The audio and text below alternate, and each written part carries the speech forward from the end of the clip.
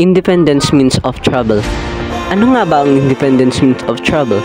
Ang independence means of travel, ito ay kung saan ang isang travelers o ang isang tourist ay gumagawa ng mga bagay na gusto niya. Example, pupunta ka sa isang lugar kung saan nasa iyo lahat, hawak mo ang iyong oras.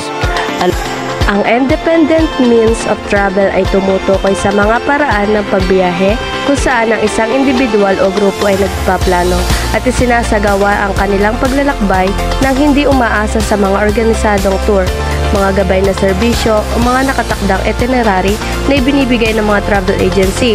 Kabilang dito ang paggamit ng mga personal na sasakyan katulad ng kotse, bisikleta o paglalakad. Binibigyan din nito ang mga kalayaan, kakayahang mag-adjust at sariling diskarte sa pagpapasya kung saan pupunta, ano ang makikita at paano makarating doon. Madalas na gustong tuklasin ng mga independyenteng manlalakbay ang mga lugar na hindi madalas puntahan at may kakayahang baguhin ang kanilang mga plano ng biglaan. For example, imagine a couple who decide to explore the island of Palawan in the Philippines. Instead of joining a package tour, they rent a scooter to explore the island at their own place. They choose to visit lesser-known beaches, stop at local eateries, and explore small. Independent travel, on the other hand, means planning and organizing your trip without the assistance of a tour. Travelers research, budget, book flights and hotels, set their schedule, navigate transportation, and decide where to visit. Independent travel is that with independent travel, you're flying solo. You're in charge of all of it.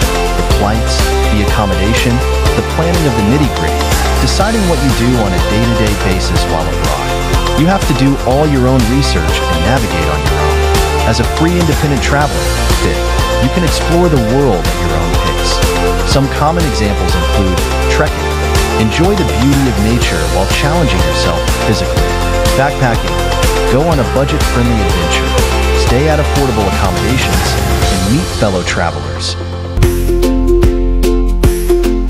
Underneath the